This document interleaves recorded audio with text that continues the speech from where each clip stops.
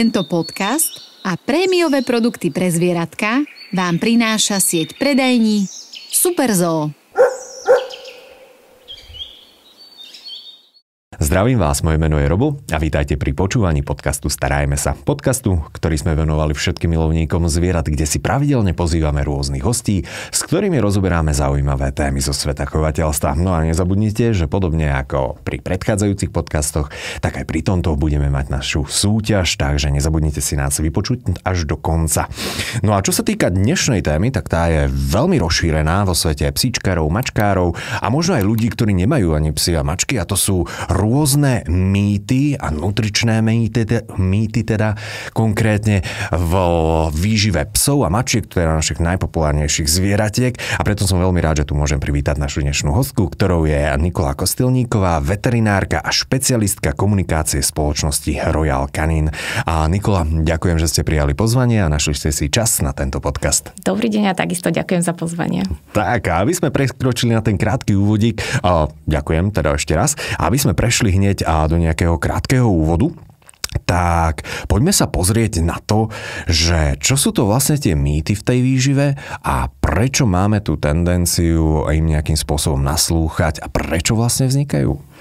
No, je to dobrá otázka a tak ako ste predstavovali túto tému, tak určite je aj kontroverzná téma, by som si dovolím povedať. A ono to je hlavne z toho dôvodu, že teraz výživa zvierat je aj pre majiteľov zvierat pomerne dôležitou témou, čo je super. A majitelia čoraz viac dbajú na to, aby vyberali čo najvhodnejšie krmivo a dohľadávajú informácie najmä na internete, čo je takisto super, je tam veľa informácií, však tu by sme mali vedieť posúdiť, ktoré informácie sú relevantné a ktoré informácie nie sú relevantné alebo sú len akési názory niekoho, pretože k svojmu domácemu miláčikovi by sme mali pristupovať individuálne. To, čo niekomu sedí, nemusí sedieť nášmu psíčkovi alebo mačičke. A na základe toho potom vznikajú tie rôzne mýty, rôzne nejaké domienky, čo sa aj týka výživy, teda psov a mačiek. Takže kopec chovateľov, kopec psíčkarov, mačkárov, každý má nejaké vlastné skúsenosti a tipy a triky, ako správne, najlepšie krmiť toho svojho psíka. Ako dokážem rozlíšiť tie informácie na internete, že ktoré sú vážne relevantné a ktoré sú len také tie diskusno, fóroidno a zaujímavé? Čo sa týka tých výberu informácií, najmä by som mal vedieť, že akého psa mám doma, alebo akú mačku mám doma, či má nejaký zdravotný problém, či má nejakú predispozíciu, alebo ako sa správa, aký je životný štýl, alebo jeho životný štýl. Takže najprv by som mal dobre poznať svojho psa alebo mačku. A následne podľa toho si vyberať tie informácie. Ja vravím, že najlepšie je vyberať informácie, ktoré sú na základe nejakých vedeckých poznatkov. Takže ak sa opierajú o nejaké vedecké štúdie, vtedy palec hore. Ak je to, ešte raz vravím, nejaký názor, môj pes je to a robí mu dobre, to ešte nie je relevantná informácia, pretože môjmu psovi to nemusí robiť dobre. A takisto aj dajme tomu, ak ten pes je rovnaké plemeno, má rovnaký životný štýl, ešte to stále neznamená, že pre toho môjho psa to bude vhodné. Tak každý pes je originálny a platí to možno aj presne o jeho trávení alebo tak o jeho nutričných špecialitkách, keby som to mohol takto povedať.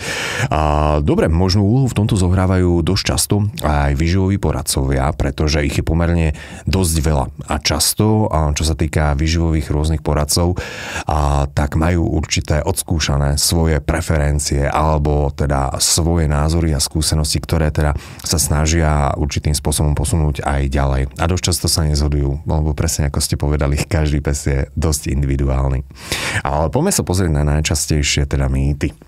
A medzi najčastejšie mýty, ktoré kolujú vo výžive, tak môžeme zaradiť alergie, alebo teda dôvody, prečo vznikajú alergie a spôsoby, akým sa prejavujú alergie. No, čo si budeme vravieť v dnešnej dobe, už keď to takto zoberiem, že ak mám psa, ktorý nemá žiadnu alergiu, tak to už nie som in. Presne tak, to už je doma rarita. Aspoň to jednu by mal mať nejakú. Čo je to vlastne tá alergia? Alergia je nejaká reakcia imunitného systému, ktorá vyhodnotí alebo reaguje na nejaký alergén alebo vyhodnotí nejakú zložku ako alergén a následne sa prejavuje buď začervenaním kože, škrábaním, to môžu majiteľi ako prvé potom spozorovať na svojom psíčkovi alebo mačičke. Zriedkavo sa môže prejavovať aj nejakými poruchami tráviaceho systému.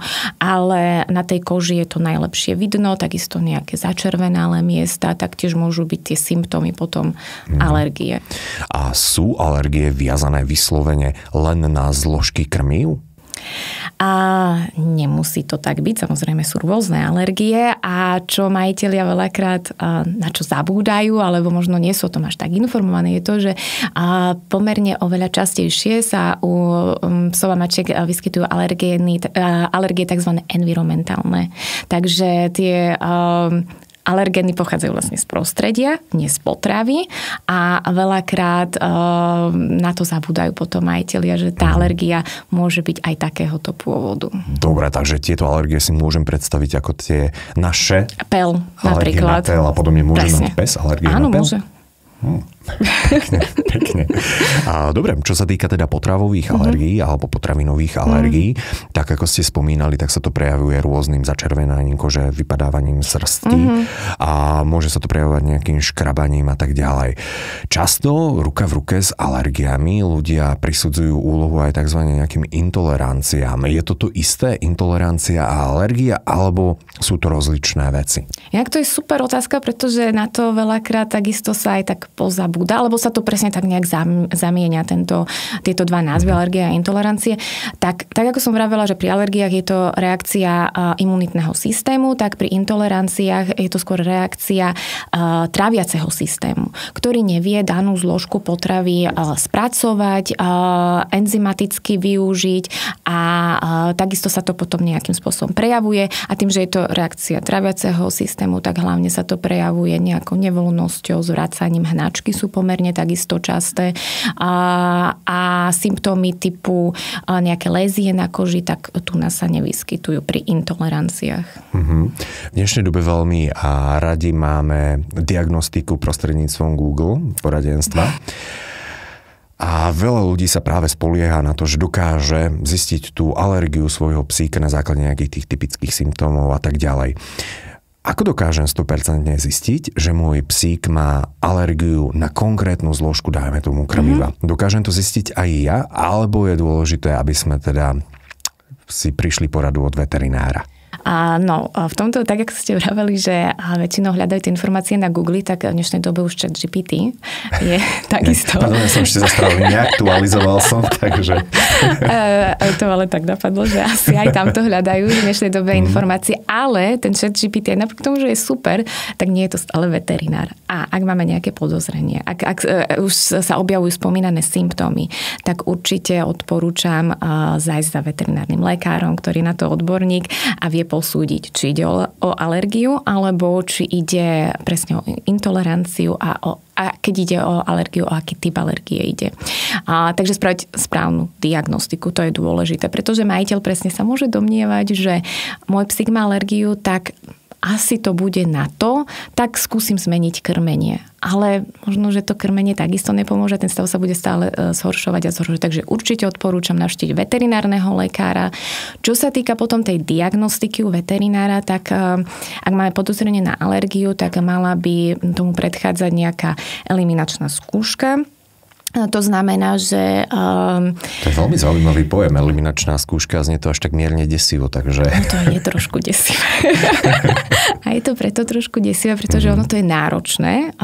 Je to pomerne dlhý proces, trvá to nejakých 6 až 8 týždňov približne, kedy psík alebo mačička by mali byť na hypoalergénnej strave.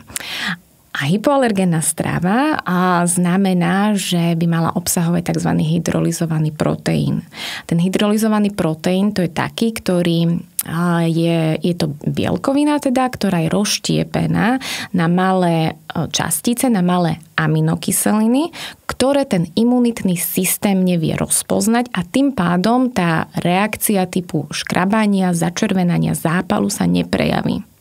Takže a preto som povedala, že je to náročné, lebo tých 6 až 8 týždňov ten náš domáci miláčik musí byť na tejto strave. Treba si potom dávať pozor aj na pamlsky, tie musia byť taktiež hypoalergénne alebo žiadne. Žiadne, nejaké zvyšky jedla určite nie. A pre toho majiteľa to veľakrát je náročné, pretože ak má naučeného psíka, ktorý dá tie psie oči a on neodolá mu niečo hodí od toho stola, tak viem si predstaviť, že je to náročné. Takže eliminačná skúška 6 až 8 týždňov. Potom, samozrejme, ten majiteľ musí spolupracovať, musí sledovať zdravotný stav psíka, či sa to zlepšuje, zhoršuje. Ak dajme tomu, že ten zdravotný stav sa zlepšuje, symptómy odchádzajú alebo vymiznú, tak následne by mal nastať provokačný test. To znamená, že psíkovi sa dá krmenie, na ktorom bol predtým a ak sa symptómy opäť objavia, tak môžeme povedať, že je tam prítomná alergia a vtedy by sme mali pokračovať na tom hypoalergénnom krmení. Tak v súčasnosti veľmi často za toho viníka sa označuje kuracie mäso alebo kura celkovo. Takže ako je to vlastne s tými alergiami? Je kura naozaj ten najčastejší viník, ktorý spôsobuje alergie pri psoch, potravinové alergie? Nie. Môže to byť alergén, to neznamená, že nemôže mať pes alebo mačka alergiu na kuraciu bielkovinu, avšak čo sa týka nejakého rebríčka, tak najnovšie štúdie ukazujú, že na prvom mieste aj u psov a u mačiek je taktiež hovädzie mäso. U mačiek na druhom mieste je ryba. A na 3. mieste je kuracina. A medzi prvým, druhým a 3. miestom, teda prvé, druhé sú idú pomerne blízko pri sebe a medzi tým 3. miestom tam je pomerne dosť veľký skok, ale kuracina je na 3. mieste. U psov prvé miesto takisto hovädzina, a druhé miesto tam sú mliečne produkty a už tam je veľký skok medzi prvým a druhým miestom a na 3. mieste takisto kuracina a myslím na nejakom 4. mieste sa objavuje pšenica, takže potom tie obilniny, ktoré sú takisto veľkým strašiakom, tak treba takisto si uvedomiť, že sú až na nejakom 4. mieste, čo sa týka alergiu psov a mačiek. Často som sa stretol s názorom, že samotný pes nemusí mať alergiu len na to kura, ale predsa on môže mať alergiu na všetky tie antibiotika a hormóny a všetok ten, možno neúplne pekne to poviem, ale ten bordel, čím sú tie kuratá napichané a dokrmované. A preto by sme sa mali informovať, keď už vyberáme nejaké krmenie, z akých zdrojov pochádza. Samozrejme v dnešnej dobe tie zdroje by mali byť v súlade s európskou legislatívou. Európska legislatíva nedovoluje, aby sme používali nejaké mäso zo zvierat, ktoré sú napichané antibiotikami či hormónmi. Hormónmi už vôbec tie sa ani nepoužívajú v Európskej únii a myslím, že v Amerike sa môžu používať nejaké rastové hormóny, ale v Európskej únii sa s tým ani nestretávame, takže tohto sa majitelia nemusia obávať. Dobre, takže oštemplované tohleto je mýtus. Dobre, môžeme sa posunúť ďalej. Čo sa týka ďalších takých tých mýtov je to, že môj pes pochádza z vlka. Tým pádom v jeho jedálničku by malo byť 100% mäso a úplne ideálne, keby si to ešte aj zvládol samouloviť. Skvelé. Takže čím viac mäsa, tým lepšie. Čivava si uloví sama mäso. Tak, mopslík, ten nepodceňujeme silu mopslíkov. A mýtom nie je, že pes pochádza z vlka, áno, to je pravda, ale tam už nastal pomerne dlhý nejaký evolučný vývoj a z tých našich psíčkov sme si spravili domácich miláčikov. Aj tak ich predsa nevoláme ich nejakí požierači koristi, sú to predsa domáci miláčikovia. A jednoducho ich celkovo genetická informácia sa zmenila, ich tráviaci systém sa prispôsobil urobil tomu, čím ich teraz krmíme a nemá už v podstate veľmi málo má toho spoločného s tráviacím systémom vlka. Takže áno, čo sa týka nejakej živočíšnej bielkoviny, tá je samozrejme stále dôležitá. Čo sa týka mačiek, tak u zdravej mačky živočíšna bielkovina musí byť v jej krmnej dávke. Čo sa týka psa, tak ten je tzv. Polomesožravec alebo fakultatívny mesožravec. To znamená, že takisto benefituje zo živočíšnej bielkoviny, avšak nemusí byť súčasťou krmnej dávky. On dokáže prijať dostatočné množstvo živín zo správne zostavenej krmnej dávky, ktorá nemusí obsahovať živočíšnu bielkovinu. Ale keď sa môžem teda spýtať, tak keď je teda ten polovičný mesožravec semikarnivor fakultatívny, keď si dobre pamätám, tak predsa len tú živočíšnu bielkovinu on bude potrebovať. A keď si to tak zoberieme, tak akým spôsobom on dokáže stráviť práve tie rastlinné zložky? Lebo tam je dôležité, aby toto trávenie vedela nejakým spôsobom spracovať. Áno. No tak ako som spomínala, to trávenie sa nejakým spôsobom zmenilo, prispôsobilo, vyvinulo a v rámci toho trávenia aj enzymy treba spomenúť, ktoré sú veľmi dôležité a napríklad takí naši psíkovia už majú enzymy, tzv. Amylázy napríklad, ktoré vedia veľmi pekne metabolizovať škroby. Takisto majú enzymy, ktoré vedia metabolizovať obilniny, takže s týmto sa nemusíme obávať. Oproti takému vlkovi, tak tam áno, tie enzymy chýbajú, čiže možno aj preto vznikajú tieto mýty, že tým, že vlk je predchodca psa a vlk nevie spracovať obilniny, tak ani môj pes nevie. Ale môj pes už má na to potrebné vybavenie, aby ich vedel pekne metabolizovať. Ono v každom prípade spôsobu, ako dokážem krmiť psa, je naozaj neúrekom. Áno. Niektoré sú zaujímavejšie pre niektorého psa, niektoré sú menej zaujímavé, dajme tomu. A veľkú popularitu v súčasnosti získal práve krmenie typu barf. Alebo teda ideme krmiť psíka, tak čo možno najprirodzenejšie. Barf je v každom prípade veľmi zaujímavý spôsob krmenia, ale ako sa možno na to pozerajú niekedy veterinári? Pred čím je dôležité jednoducho možno dať taký ten varovný ukazovák. No, a je ich tam veľa. Barf je OK, ale na to, aby sme krmili barfom, je potrebné byť si vedomí všetkých rizik, ktoré to obnáša. Tých rizik je niekoľko. Možno jedným z takých prvých hlavných je hygiena. Pretože barf znamená, že teda skrmujeme surové mäso, alebo že je to surová strava.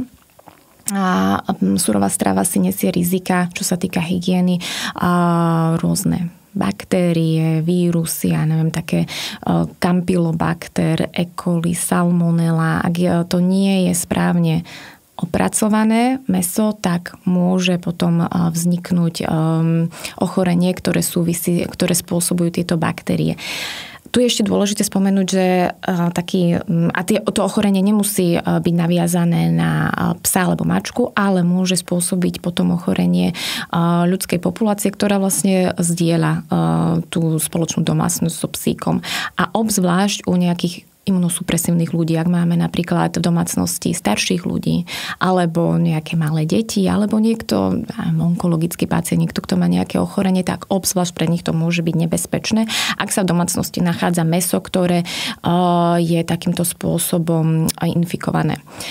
Preto je dôležité dodržiavať správnu hygienu, to znamená pravidelne čistiť, umývať, dezinfikovať náradie, s ktorým prichádza dané mäso do styku a takisto čo je dôležité potom overovať sa aj ten zdroj, skadiaľ to mäso pochádza, pretože ak sú to nejaké nekvalitné zdroje, tak samozrejme potom aj to mäso nie je úplne kvalitné.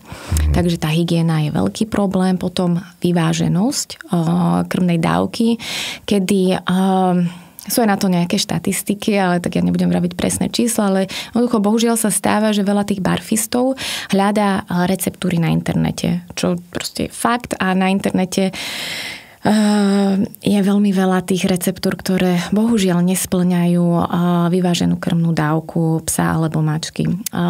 A tým pádom dochádza k nejakým deficienciám, to znamená, že chýbajú tam nejaké minerály alebo nejaké iné výživové doplnky, ktoré je potrebné v tomto prípade doplňať. Niektorí barfisti áno, doplňajú, suplementujú takisto, ale možno, že aj to množstvo nie je úplne ideálne. Tam je dôležité potom presne všetko vážiť.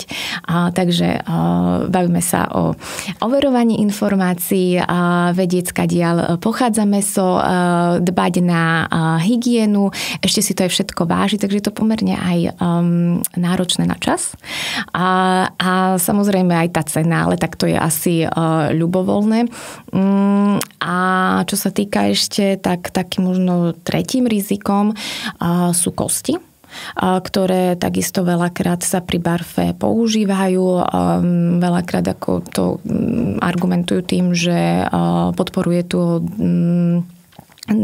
dentálne zdravie, čo je pravda, ale takisto to môže potom niesť aj nejaké rizika, napríklad ruptúry v traviacom trakte alebo nejaká upchatá kostička, čo potom spôsobí, že majiteľ musí ísť okamžite na veterínu, kde sa to niekedy môže až chirurgicky odstrániť.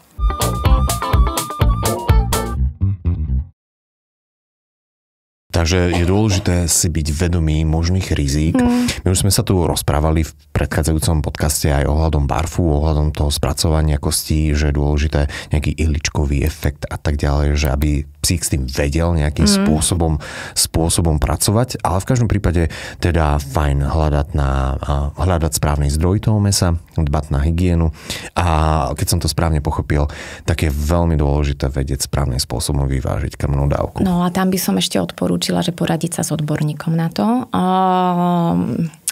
Ideálne veterinár, ale veterinár neznamená, že každý veterinár je odborník na výživu. Tak ako v humannej medicíne nie každý lekár je kardiológ, tak ani vo veterinárnej medicíne nie každý odborník na výživu. Sú na to certifikovaní veterinári, ktorí dosiahli určitý typ vzdelania, ktorý im vlastne dáva tie vedomosti, aby mohli aj takúto krmnú dávku zostaviť. Takže získavať tieto informácie od odborníkov, ktorí sú v tomto edukovaní. Super, perfektné. Vďaka aj za tip zároveň. Takže barf môže byť super, ale treba vedieť. A potom máme takú ďalšiu skupinku a to sú, že takže domáci kuchári a celkovo, ktorí chcú teda psíkovi buď to pripraviť jedlo špeciálne pre ňoho, ale možno častejšie sa stretávame s tým, že sa psík delí a s nami o tak troška tej šunky, tak troška niečoho a tak málo, veď v malom množstve to nemôže škodiť. Alebo dojedá. No, to je ten horší ešte prípad. Ale tu môžeme naviazať na ďalší mýtus a to znamená, že, a to je mýtus, ktorý vraví, že pes nie je malý človek a takisto mačka nie je malý pes. Takže to je s tým si myslím, že súvisí aj tento mýtus, pretože veľakrát sa domnievame, že tak šunka, to je taká dobrá, však ako trošku, keď mu dám, tomu neuškodí. Nemusí uškodiť, jasné, že nie. Ale keď má nejaký ten psíček problém, napríklad keď je vo vyššom veku, to znamená už psík, ktorý pomerne často sa stretáva s nejakými degeneratívnymi ochoreniami vo vyššom veku, to sú napríklad ochorenia obličiek, ktoré sú časté aj u psov a najmä u mačiek, tak taká šunka môže byť pre nich trošku nebezpečná, pretože jednak obsahuje dosť tuku, takisto obsahuje nejaké bielkoviny, obsahuje nejaké minerály a u tých zlyhávajúcich obličiek tam práve, že chceme mierne obmedziť bielkoviny, obmedziť fosfor, aby sme nezaťažovali obličky. A mohol by som sa takto spýtať, že akým teda spôsobom, lebo keď je mačka, teda mäsožravec a podobne, tak ja musím asi prirodzene rátať s tým, že bude jesť veľa tých bielkovín, lebo veď v mäse je ich pomerne, ja si myslím, že dosť. A ako mäso dokáže vlastne zaťažiť obličky? Čo tam ide? Tak mäso samotné nie, ale tá bielkovina dokáže zaťažiť obličky. A samozrejme, mačka potrebuje proteíny a tak, ako som povedala, tie proteíny tam majú byť, ale mierne znížené. A pri pri zlyhávajúcich obličkách sa stáva to, že filtračná schopnosť obličiek klesá. A tým pádom pri bielkovinách vznikajú, tie sa nejakým spôsobom rozštiepia a môžu vznikať látky, ktoré sú následne toxické a obličky ich nevedia filtrovať von z tela. Čiže oni sa potom kumulujú v krvi a spôsobujú potom tie nežiaduce symptómy. Takže keď mačka pes vo vyššom veku, alebo keď má toto degeneratívne ochorenie zlyhávajúcich obličiek, trávi bielkoviny, tak v podstate zaťažuje veľké množstvo bielkovín, tak si zaťažuje a výraznejšie obličky. Tam je dôležité potom dbať na to, aby tie bielkoviny boli mierne obmedzené. Záleží to aj od vlastne v akom štádiu sa dané ochorenie nachádza a aby to boli kvalitné bielkoviny, ľahko vstrebateľné. Dobre. Takže starší psi a takto, že chorí psi. A aj malá šunka švarcvalského je veľmi dobrá, tak není úplne najlepším. No presne tak. A potom sú tu ešte nejaké iné, samozrejme, pochutiny, ktoré my ľudia máme radi, ale pre tých psíčkov a mačičky môžu byť až toxické. A ja si myslím, že veľa majiteľov už vie, že taká čokoláda môže byť problém.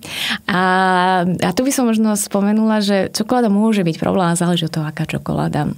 Čokoláda totiž to tá kvalitná, vysokopercentná, tak obsahuje látku teobromín a ten je toxický pre psov. Takže psi sa dokážu otráviť len kvalitnou čokoládou. Áno, presne. Tak pozor na to, kupujte menej kvalitné. Radšej nekrmte žiadnou čokoládou psov ani mačky.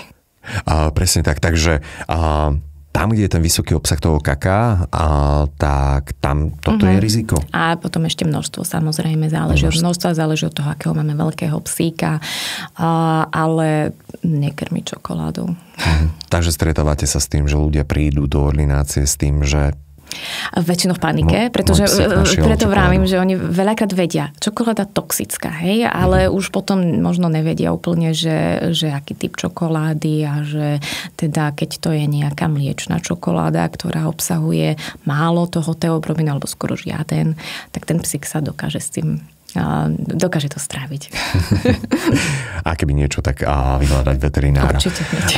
V domácnosti teda sa môžeme stretnúť s rôznymi súrovinami alebo potravinami, ktoré nám prídu zdraviu prospešné, dajme tomu, ale pre psy a pre mačky nemusí tomu tak vždy byť, lebo hoď teda máme tela podobne fungujúce, a teda aspoň čo sa týka sústavu, tak možno niektoré tie zložky teda ich nepotešia. Sú v domácnosti nejaké ďalšie súroviny, ktoré by nemali byť? Je ich určite veľa. Napríklad aj také hrozienka, tým by som sa vyhla, alebo hrozno celkovo, tá šupka, to môže spraviť trošku šarapatu, takisto v trviacom systéme. A potom taktiež napríklad cesnak a cibula. Ten takisto môže byť toxický pre našich domácich miláčikov. Takže nepoužívať to ako nejaké antiparazitika, antibiotika určite nie. Alebo respektíve záleží to takisto od množstva, pretože keď je vo zvýšenom množstve, tak určite môže potom spôsobiť nepríjemnosti. Môže teda uškodiť. Áno. Čo sa týka toho, že čo môže psíkovi a mačke uškodiť, tak veľmi často sa skloňuje slovíčko, že obilnina. A obilniny v krmive. A veľmi často sa to práve spája s tým, že to sú také lacné výplne krmiv, obilniny.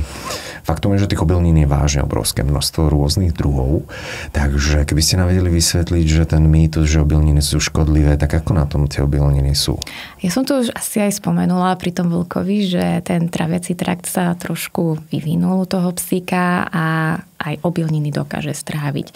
Takže škodlivé určite nie sú, dokáže ich stráviť a tým, že ich dokáže stráviť, tak dokáže prijať látky, ktoré tieto obilniny obsahujú.